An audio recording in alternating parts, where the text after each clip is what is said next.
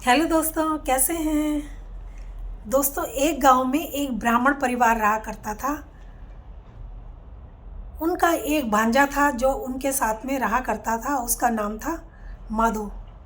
माधो बहुत सीधा साधा और भोला भाला था। लोग उसे बेवकूफ़ समझते थे, मूर्ख समझते थे। वो कोई काम भी नहीं करता था। उसके मामा मामी उसको कुछ काम करने को कहते तो वो मना कर देता और काम पर कुछ टाल जाता और काम पर कहीं नहीं जाता। अब मामा मामी ने सोचा क्यों ना इसकी शादी कर दी जाए, शादी करने से ये सुधर जाएगा।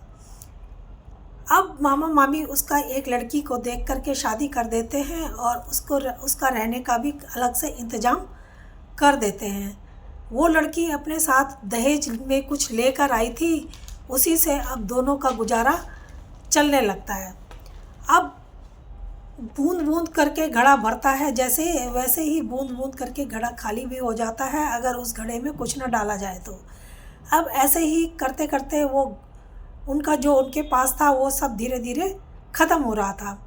अब उसकी पत्नी कहती है कि अगर ऐसे ही रहेंगे तो खाने के लाले पड़ जाएंगे, क्यों ना तुम बाहर जाके कुछ काम कर लेते हो और जब बाहर जाओगे तो कुछ सीखोगे, घर में बैठकर तो कुछ भी हासिल होने वाला नहीं है। उसकी पत्नी उसको 4 टका देती है और घर से बाहर काम के लिए भेजती है। वो बाहर जाता है और नगर से बाहर जैसे ही निकलता है तो उसको एक साधु दिखाई देता है। साधु के पास वो जाता है और साधु से बोलता है कि सब मुझे मूर्ख समझते हैं और मेरी पत्नी भी मुझे मूर्ख समझती है और कहती है कि घर कहीं बाहर जाओ और तभी तुम्हें कुछ समझ आएगी और तुम कुछ काम कर सकोगे, घर में रहकर तो कुछ नहीं होगा। तो साधु क्या क्या तुम मुझे कुछ ज्ञान की बातें दे सकते हो, समझा सकते हो। साधु कहता है हाँ, लेकिन मैं फ्री में किसी को कोई ज्ञान नहीं देता। उसके पास 4 टका होते हैं, वो 4 टका उस साधु को हाथ में रख देता है। साधु उसको कहता है जिस बात को 5 आदमी कहें उस बात को सच मान के उस काम को कर देना चाहिए, उस बात को सच मानना चाहिए।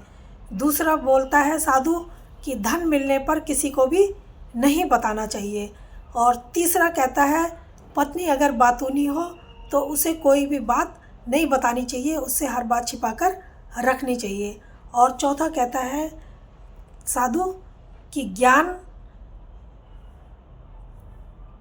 अगर राजा और स्वामी कुछ पूछते हैं, उन्हें कुछ बताना हो तो उन्हें हमेशा सच ही बताना चाहिए, उन्हें कभी झूठ नहीं बोलना चाहिए। अब ऐसे ही वो आगे साधु से ज्ञान लेकर के जा रहा था और उसको वहाँ पर थोड़ी दूर पर कोई एक भीड़ दिखाई देती है। अब भीड़ दिखाई देती है तो वहाँ पर एक जो फ़कीर होता है वो मर गया होता है।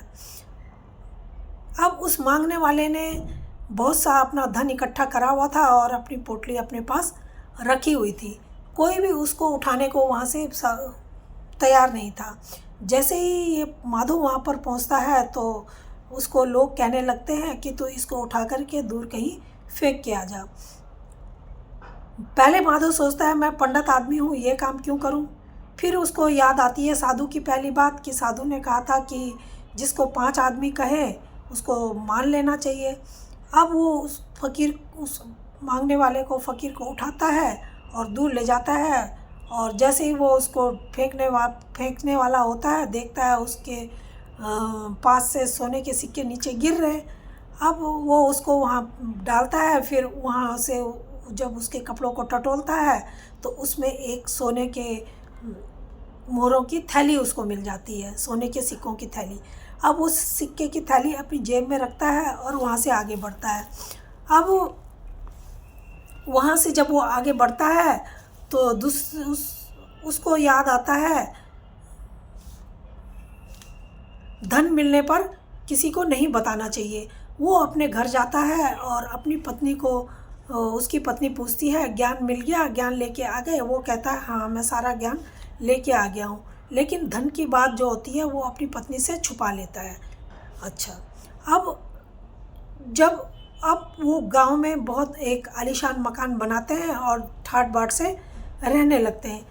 पड़ोस के लोग जो उसको देख करके जलने भूलने लगते हैं। एक दिन एक पड़ोसन उसको कहती है, उसके ठाट बाट देख कर, कि तुम्हारा आदमी क्या काम करता है, वो कहाँ कितना कमाता है। वो कहने लगी, ये तो मैंने कभी पूछा ही नहीं अपने आदमी से। अब वो कहती है, तुम्हें पूछना चाहिए, अगर तुमसे वो प्यार करता है तो तुम्हें सारी बात बतानी चाहिए, तुमने उससे क्यों नहीं पूछा। वो कहती है, ठीक है, मैं आज रात को ही पूछ लूँगी। अब वो उसको अपने आदमी को रात को बोलती है कि तुम्हें यह धन कहाँ से मिला, कैसे मिला। अब वो आदमी उसका होता है, उसको साधु की बात याद आ जाती है, बातूनी पत्नी को कोई बात नहीं बतानी चाहिए। वो कहता है कि मेरे को हरड़ और बहेड़ा मैंने लिया, उनको पीसा और पीस के मैं पानी के साथ घोल के उसको पी गया, जिससे मुझे धन की प्राप्ति हुई। उसने वही बात जाके पड़ोसन को बता दी। अब पड़ोसन ने वही बात अपने आदमी को बता दी। अब उसका आदमी भी हरड़ बहेड़ा मिला के पीस के पीने लगता है। जब वो पीता है, उसके पेट में भी दर्द उठती है और उसको लूज मोशन शुरू हो जाते हैं। अब वो सोचती है कि मुझे राजा को ये बात बतानी चाहिए, इसने तो मेरे साथ गलत कर दिया, मुझे गलत बात बता दी। अब वो पड़ोसन राजा के पास जाती है, राजा को बताती है कि वो उसने मेरे को गलत बात बताई और जिसकी वजह से मुझे इतनी परेशानी का सामना करना पड़ा। राजा ने उसके आदमी को अब बुलाता है। अब वो माधव वहाँ पर जाता है राजा के पास और राजा उससे पूछता है कि माधव, सच सच बताओ कि क्या हुआ, तुम्हें धन की प्राप्ति कहाँ से हुई। माधव को याद आ जाता है कि साधु ने कहा था राजा को सच बात बतानी चाहिए। अब वो राजा को सारी बात शुरू से लेकर के सच सच बता देता है। साधु राजा को उसके भोलेपन पर बहुत दया आती है और माधव को वो बहुत सा राजा धन देता है और इतना धन देता है कि वो अपना जीवन आराम से बैठ के खा सकता था जीवन भर। उसे अब किसी प्रकार की भी कोई चिंता नहीं थी। तो दोस्तों, ये कहानी कैसी लगी? अगर अच्छी लगी हो तो प्लीज़ लाइक और सब्सक्राइब ज़रूर करना। धन्यवाद।